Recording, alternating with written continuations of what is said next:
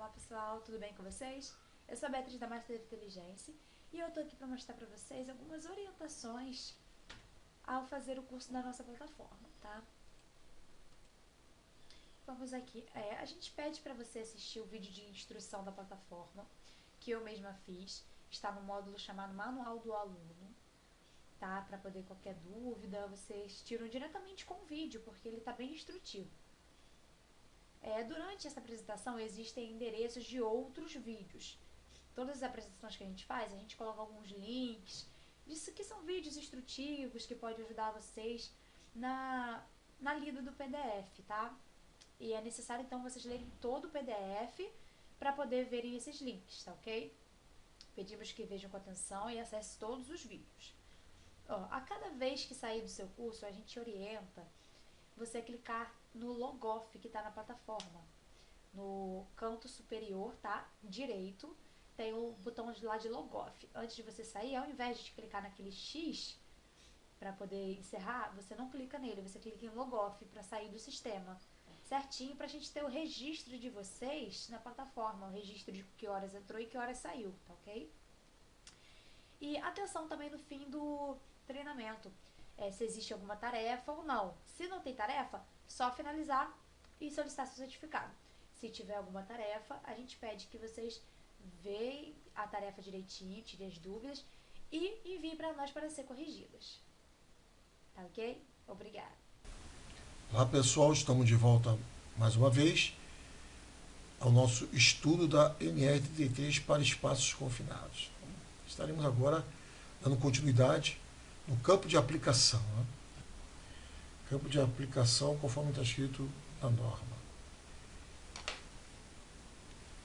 Essa norma regulamentadora se aplica às organizações que possuem ou realizam o trabalho em espaço confinado. Então está mostrando que é específico, no campo de aplicação, conforme sendo uma norma especial às empresas que têm atividades em espaços confinados. Considere esse espaço confinado qualquer área ou ambiente que atenda simultaneamente, aqui uma palavrinha-chave importante, simultaneamente, os seguintes requisitos. Não ser projetado para ocupação humana. Então, quem projetou o espaço confinado, ele vai projetar para armazenar alguma coisa, não para ser de ocupação humana, mas muitas vezes o ser humano precisa entrar dentro desses ambientes para fazer algum serviço. Possuir meios limitados de entrada e saída. Agora, esses meios limitados não quer dizer que o meio seja tão limitado a ponto de dificultar a entrada da pessoa, bastante. Como eu já vi casos assim na minha carreira, como a gente sabe que hoje as normas de segurança trazem um projeto para estar junto. Então, o projeto tem que pensar na questão de humanizar o ambiente de trabalho, implicando até em outras NRs, como a NR17 especificamente, que é a adaptação do meio ao ser humano, para ter condições de entrar ali. Tem espaços confinados que eu já trabalhei, antes de haver a NR33, que a pessoa, quando ia lá para entrar, para fazer a manutenção, era muito... Como é que vai entrar aí dentro? Não tinha condição, porque quem projetou não se preocupou com isso. Então, possuir meios limitados de entrada e saída não quer dizer que não tenha que possuir um meio que se consiga entrar. Então, vamos em frente. Em que exista ou possa existir uma atmosfera perigosa. Como não tem ventilação, isso pode acontecer, uma atmosfera perigosa ali dentro. Excesso de oxigênio, ou falta de oxigênio, ou está contaminado com agentes tóxicos, ou gases nocivos, vapores nocivos, enfim. Então isso tudo é o campo de aplicação da norma. E tudo isso aí está dentro de um contexto de um ambiente de espaço confinado. Como a norma diz aqui, que atenda simultaneamente esses da letra A, B e C. Tudo bem até aí, pessoal? Considera essa atmosfera perigosa aquela em que esteja presente uma das seguintes condições. Deficiência ou enriquecimento de oxigênio, que foi o que a gente citou ainda agora. Presença de contaminantes com potencial de causar danos à saúde do trabalhador ou seja caracterizada uma atmosfera explosiva. Então, isso tudo precisa ser mapeado, precisa ser feito o inventário, precisa ser feito o cadastro do espaço confinado, que a gente vai estar falando um pouco mais à frente. Os espaços não destinados à ocupação humana, com meios limitados de entrada e saída, utilizados para armazenagem de material, com potencial para engolfar, engolfar a gente vai ver esses termos, ou afogar. Afogar é meio líquido. Agora, engolfar como eu trabalhei já em cervejarias, lá tinha lá os silos, né, com malte, com outros produtos para se fazer o produto final, né, esses insumos. Então a pessoa, se caísse ali, ela morria de forma de engolfou, né, engolfar, ok? São grãos onde tem silos de arroz, feijão, enfim. Responsabilidades. Aqui começa a definir níveis de responsabilidade, que implica também em responsabilidade técnica, civil e criminal. Nós temos um módulo falando sobre responsabilidade para que você tenha uma compreensão um pouco mais aprofundada sobre esse campo. E a pessoa recebe uma ordem para fazer um serviço, foca bastante no serviço, mas esquece um pouco o processo, e dentro do processo envolve também as responsabilidades. Então está aqui, ó, responsabilidade. É responsabilidade da organização. Então o que a organização precisa fazer? Então logo aqui na letra A, indicar formalmente o responsável técnico pelo cumprimento das atribuições previstas no item. Quer dizer, esse item, né? Item 33.3.2. Então, a responsa que está mais à frente, né, o item 3.3.2, que fala sobre esse responsável técnico, quais são as obrigações dele. Mas aqui, inicialmente, no 33.3.1, está falando da responsabilidade da organização. Então, ela tem que indicar esse responsável técnico. Aqui a norma não está falando de maneira objetiva quem é, mas no glossário nós vamos ver que ela indica, ela define ali o profissional técnico de segurança do trabalho. Antes de ter essa atualização, esse item era um pouco solto, né? Teve empresas que eu passei que ajudei a fazer trabalhos de espaço confinado, que tinham uma estrutura muito grande, o órgão de segurança do trabalho enviava cartas para as unidades, para que as unidades oficializassem, né, quem seria o responsável técnico para atender a NR33. Mas no que hoje no glossário já coloca essa responsabilidade um pouco mais direcionada para o profissional de segurança. Haja vista que, mesmo sem ter isso nas normas, nas versões anteriores da norma, em muitos lugares tinha o próprio técnico de segurança como sendo um dos responsáveis. Tudo bem até aí? Então, letra B. Assegurar os meios e recursos para o responsável técnico cumprir suas obrigações. Então, o responsável técnico precisa conhecer bem para solicitar, né, ao recurso, né, todos os recursos necessários junto ao responsável pela empresa, né? C. Assegurar que o gerenciamento de riscos ocupacionais contemple as medidas de prevenção para garantia, palavrinha-chave, a segurança e a saúde dos trabalhadores que interajam direto ou indiretamente com o espaço confinado. Letra D. Providenciar a sinalização de segurança e bloqueio. Então, lockout e tagout. Também temos o módulo de sinalização e o módulo também voltado para bloqueio dos espaços confinados, que chamam LOTO, né? Que envolve não só bloquear para espaço confinado, mas o LOTO, né? Lockout e tagout, ou travamento de identificação. Isso tudo é para diversas fontes de energia. Então, isso tudo aí, temos um módulo específico para tratar desse assunto. Providenciar a capacitação inicial e periódica dos supervisores de entrada, vigias, trabalhadores autorizados e equipe de emergência e salvamento. Voltando aqui no D, só um minutinho, também esses bloqueios, além do que eu falei do lockout e tagout, também tem os bloqueios para não permitir pessoas não autorizadas. Então, as pessoas autorizadas a entrar no espaço têm que estar relacionadas na permissão de entrada do espaço confinado, que a gente vai ver mais à frente. Ok? Voltando aqui no E, repetindo mais uma vez, providenciar a capacitação inicial e periódica dos supervisores de entrada, os vigias, trabalhadores autorizados e da equipe de emergência e salvamento. Então, cabe à empresa dar essas condições para o seu responsável técnico fazer isso ficar implementado, né? Implantar é só dizer que tem, né? Implantou, lá existe, mas fazer rodar, né? Implementar, fazer rodar, fazer funcionar. Letra F.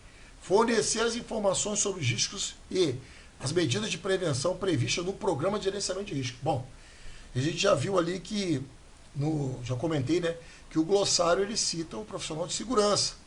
E o profissional de segurança, seja ele engenheiro ou técnico, são responsáveis por desenvolver, à luz da NR1, o gerenciamento de riscos, o programa de gerenciamento de riscos.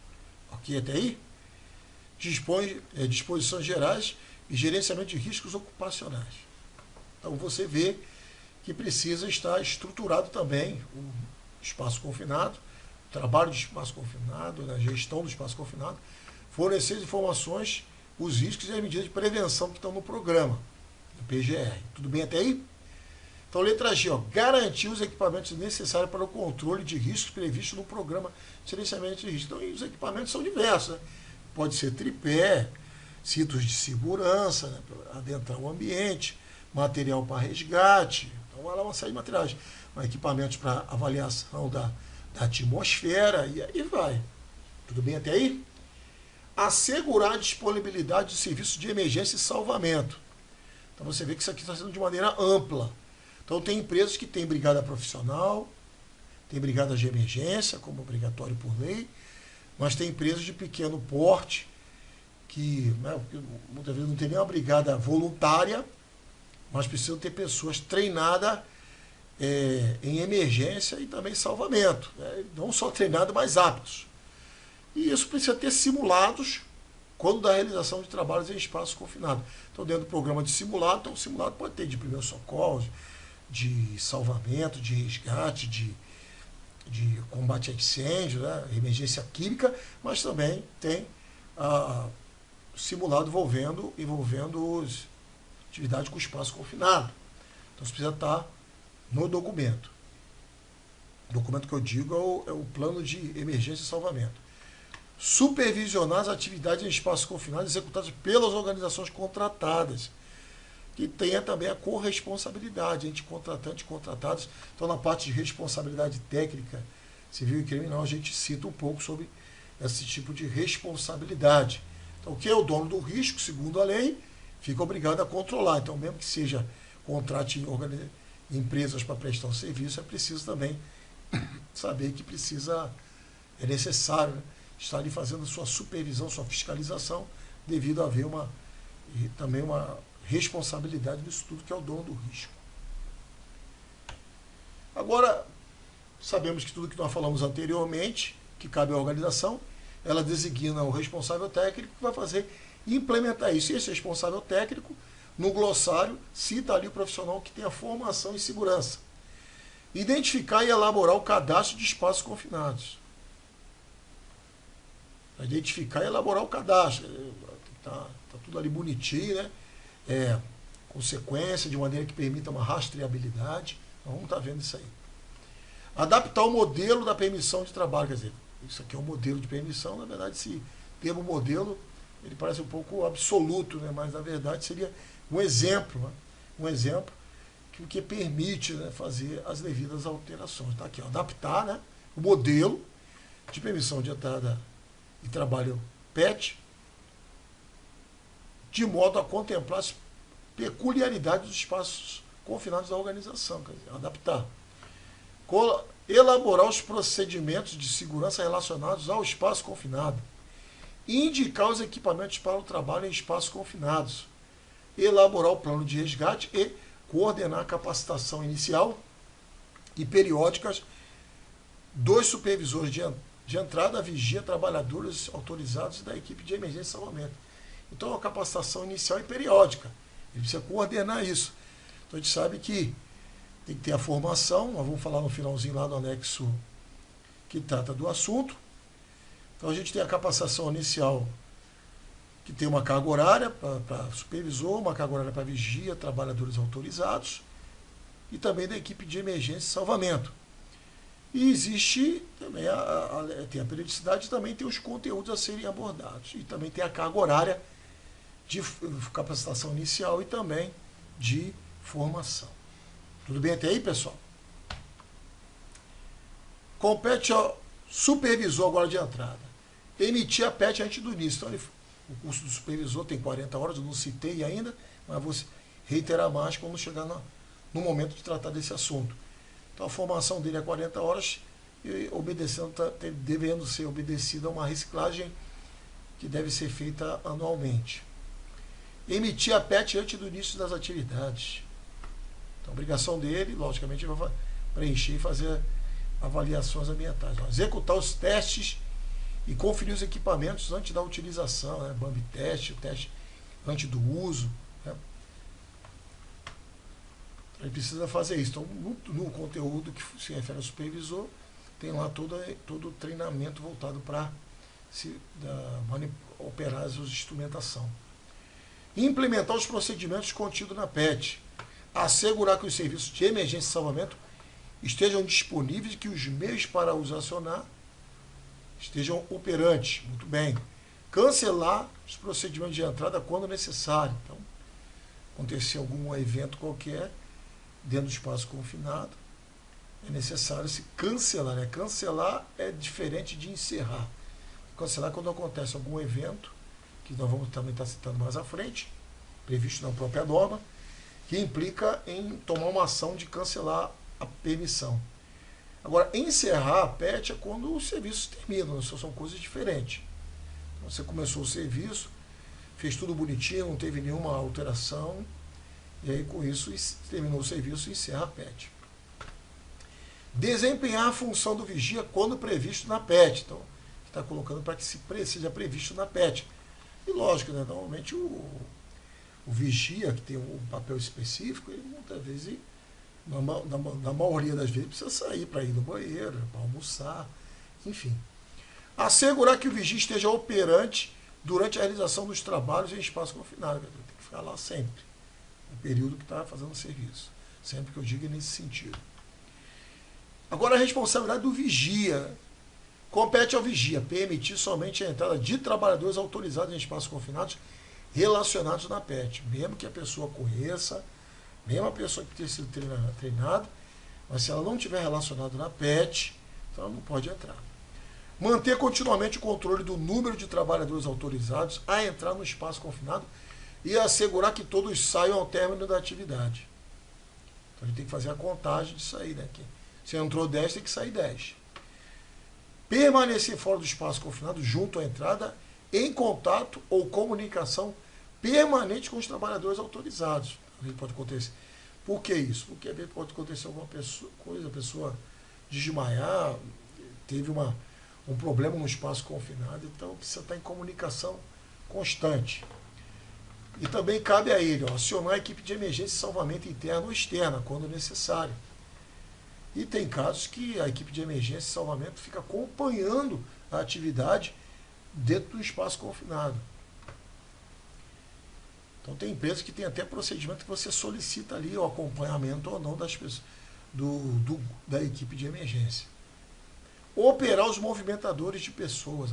Ordenar o abandono do espaço confinado sempre que reconhecer um sinal de alarme, perigo, sintoma, queixa, condição proibida, acidente, situação não prevista ou quando não puder desempenhar efetivamente suas tarefas, nem ser substituído por outro vigia. Quer dizer, isso aqui é muito genérico, isso é muito amplo. Sintoma, a pessoa foi, almoçamos, voltamos, a pessoa voltou para o trabalho no espaço confinado, aí você começa a se queixar de uma dor de cabeça ou está passando mal, jamais vou achar que foi a comida, vou pensar que foi o espaço confinado. Ok? Então isso é uma questão até de tendência, né, dentro do ambiente de espaço confinado. Mas aqui está dando muitos braços e uma condição muito ampla e muito sensível, vamos dizer assim, para se abandonar o espaço confinado frente aos riscos que o espaço confinado tem em si. Né? Não realizar outras tarefas durante as operações em espaços confinados. Então, tem que estar atento ali, com foco na atividade que tem que estar sendo realizada. Comunicar ao supervisor de entrada qualquer evento não previsto ou estranho à operação de vigilância, inclusive quando a ordenação do abandono. Então cabe ao vigia. Está tudo no campo da responsabilidade. Agora o vigia pode, né, fazer algumas outras atividades. Isso é novo. Então a norma fala aqui, o vigia pode acompanhar as atividades de mais de um espaço confinado, quando entendido o seguinte requisito. Só que para muitas empresas que eu venho até dando treinamento, isso aqui não mudou nada, não vai mudar nada. Pode ser que uma ou outra tenha esse tipo de cenário, que o espaço confinado teria que estar perto, né, do vigia. Né? Ou o vigia, melhor dizendo, está perto desses espaços confinados. Então, permanecer junto à entrada dos espaços confinados. Quer dizer, As entradas são tão perto que ele consegue ficar junto às entradas, né? Ou nas proximidades, podendo ser assistido por sistema de vigilância ou comunicação eletrônica. Então a gente sabe que a tecnologia está avançando cada vez mais, hoje permite isso, tá? A pessoa conseguir ali através de uma tela, conseguir enxergar as pessoas trabalhando dentro desse ambiente. Então são alguns recursos, né, novos que estão na norma, nessa nova atualização, que passou a valer em 3/10, para que possa ser implementado caso seja necessário. Ó, que todos os espaços confinados estejam no seu campo visual. Aí, opa, sem o uso de equipamentos eletrônicos, então tem que dar dentro do campo visual dele. Que o número de espaços confinados não prejudique a função de vigia. Então, talvez tem tanto espaço confinado que acaba prejudicando a função dele. Então, que a mesma atividade seja executada em todos os espaços confinados. Então, se tem uma atividade diferente, tem que ser um outro vigia, não pode mais ser ele, como está aqui, ó. Que a mesma atividade seja executada em todos os espaços confinados sob sua responsabilidade. Seja limitada a permanência de 2 trabalhadores no interior de cada espaço confinado. Seja possível a visualização dos trabalhadores através do acesso do espaço confinado. Então, tem espaço confinado que a pessoa desceu na escada e ela entra ali, some da vista da pessoa. Então, tem espaços confinados assim. Ela desceu no acesso e entrou para debaixo e saiu da vista desse vigia. Mas, essa letra E e F, tem aqui uma ressalva, né? Tem uma orientação sobre elas.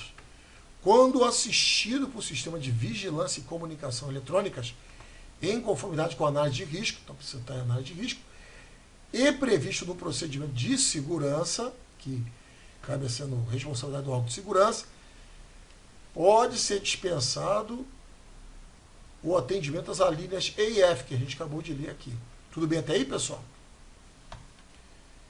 E também agora a responsabilidade dos trabalhadores autorizados, o pessoal que vai adentrar o ambiente. Compete aos trabalhadores autorizados cumprir as orientações recebidas nos treinamentos e os procedimentos de trabalho previstos na PET. Utilizar adequadamente os meios e equipamentos fornecidos pela organização e comunicar ao vigia ou supervisor de entrada as situações de risco para a segurança e saúde dos trabalhadores e terceiros que sejam do seu conhecimento. Então, tem que cooperar com isso. Agora, aqui por fim, nós temos compete a equipe de emergência e salvamento. Assegurar que as medidas de salvamento e primeiros socorros estejam operantes e executá-las em caso de emergência. E participar do exercício de simulado anual de salvamento que contemple os possíveis cenários de acidentes em espaços confinados, conforme previsto no plano de resgate. Do procedimento também. Então, pessoal, aqui os slide 37. Esse segundo vídeo a gente para aqui. E vamos dar continuidade depois a partir do gerenciamento da atividade dos espaços confinados. Em caso de dúvida, me encaminhe suas dúvidas e bons estudos. Agora as orientações finais. As orientações finais a gente pede, lembrando vocês que cliquem em Logoff para poder sair do curso. Não clique no X, clique no Logoff para finalizar, tá ok? Para a gente registrar a sua saída. Verifique se tem alguma tarefa pendente ou se não tem tarefa nenhuma a ser realizada, ok? Realize a avaliação do curso e depois você responda a pesquisa de satisfação e solicite o seu certificado, tá bom? Muito obrigada. Terminamos por aqui. Até a próxima. Tchau, tchau.